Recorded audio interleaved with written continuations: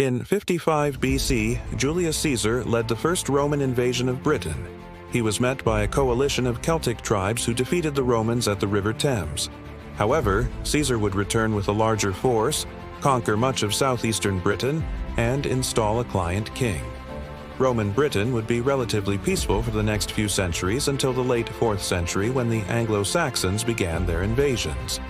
By 800 AD, the Anglo-Saxons had conquered most of England, and the Britons were pushed into the mountainous regions of Wales, Scotland, and Cornwall.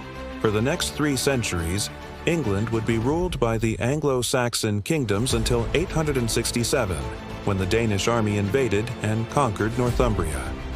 These Vikings would continue to pillage the northern coast until 954, when King Ethelst, Anne of Wessex, defeated them at the Battle of Brunanburh. After defeating the Vikings, England would enter a period known as the Golden Age of England.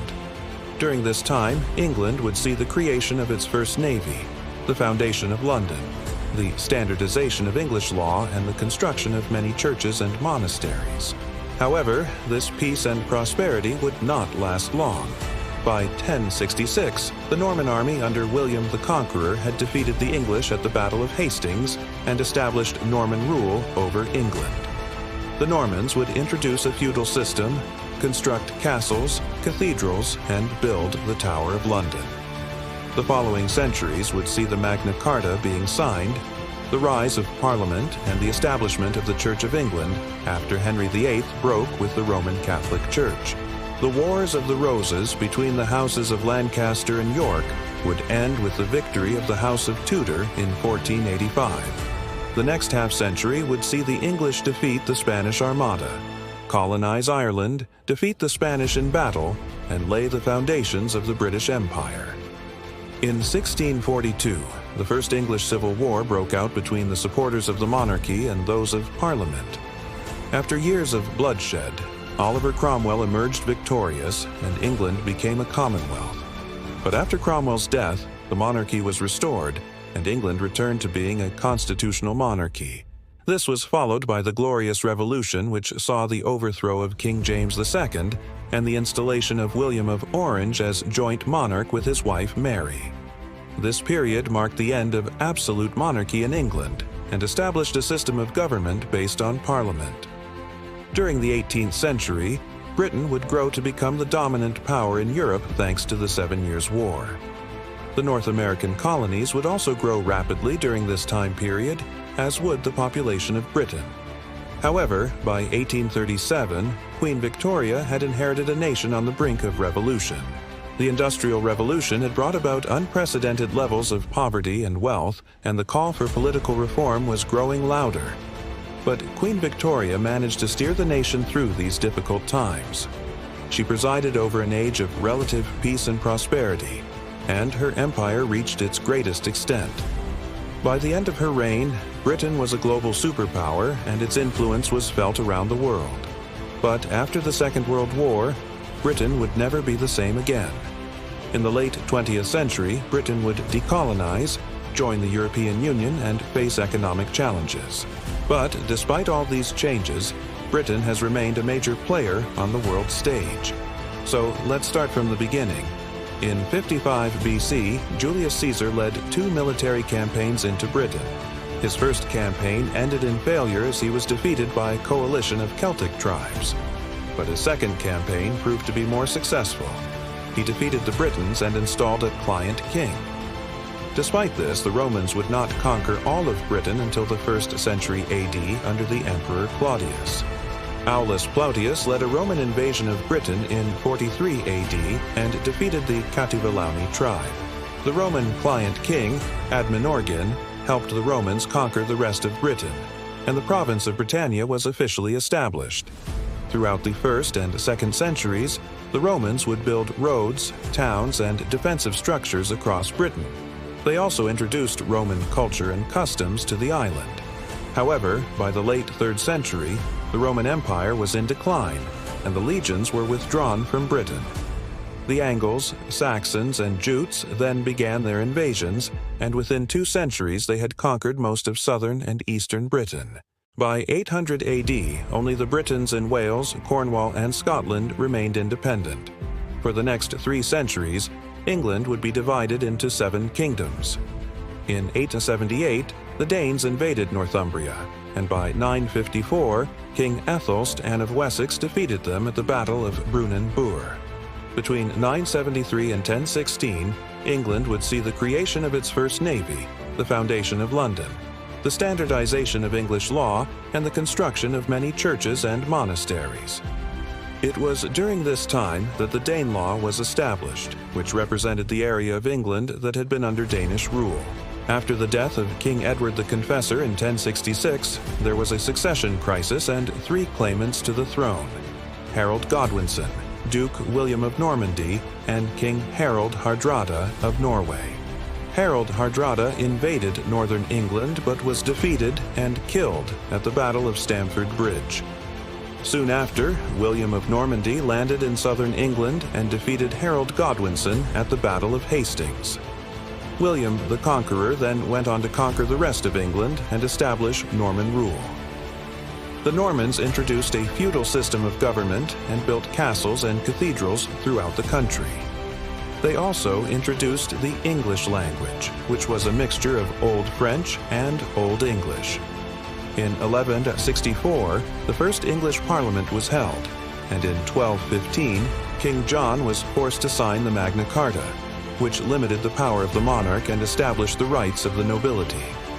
During the reign of Henry III, the English fought in the First Barons' War and the Second Barons' War. However, by the end of the 13th century, peace had been restored and England was prosperous. In the 14th century, England was plagued by the Black Death, which killed millions. The Hundred Years' War with France also began in this century and lasted until 1453. Despite these setbacks, the English began to explore and colonize new territories in the Americas and Asia. In 1485, Henry VII of the House of Tudor came to power and ended the Wars of the Roses. His son, Henry VIII, broke with the Roman Catholic Church and established the Church of England. During the reign of Elizabeth III, England became a major player in the slave trade, and the Spanish Armada was defeated. By the end of the 16th century, England was a powerful force in world affairs. The early 17th century was a turbulent time for England. The country was torn apart by the English Civil War between the Royalists and the Parliamentarians. The war resulted in the execution of King Charles I and the establishment of a republic.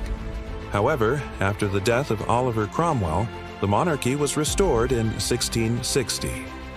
The late 17th century saw the Glorious Revolution, which saw the overthrow of King James II, and the replacement of him and his Catholic heir with his daughter Mary and her husband, William of Orange. This period marked the end of absolute monarchy in England and established a system of government based on Parliament. The Bill of Rights was also passed, which guaranteed the rights and liberties of Parliament. In the 18th century, Britain grew to become the dominant power in Europe due to the 7 Years' War. The North American colonies also grew rapidly during this time period. The Industrial Revolution began in Britain in the late 18th century and continued throughout the 19th century. This period saw the growth of factories, the use of new energy sources, and the mass production of goods. The Industrial Revolution had a profound impact on British society.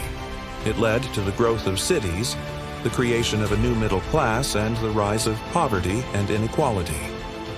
By 1914, Britain was a global superpower. Its empire spanned over a quarter of the world's landmass, and it was the dominant naval power in the world. World War I was a traumatic experience for Britain. The war resulted in the deaths of over 700,000 British soldiers, and the country was left in a state of economic and social upheaval. However, the war also led to the growth of women's rights and the Labour Party. Between the 2 world wars, Britain faced a number of economic and social challenges. The Great Depression of the 1930s hit Britain hard, and the country was slow to recover.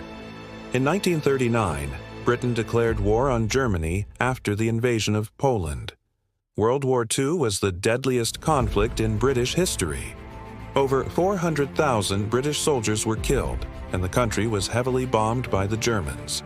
However, Britain emerged from the war as a victorious power, and its status as a global superpower was confirmed.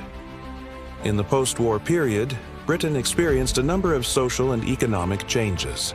The National Health Service was created in 1948, and the country was decolonized. In the 1950s and 60s, Britain experienced a period of relative peace and prosperity. However, in the 1970s, the country faced a number of economic challenges, including high inflation and unemployment. In the late 20th century, Britain joined the European Union, and Tony Blair led the country into the Iraq War. In 2016, Britain voted to leave the European Union in a referendum known as Brexit. Since the referendum, the country has been in a state of political and economic uncertainty. Today, the United Kingdom is a constitutional monarchy with a parliamentary system of government.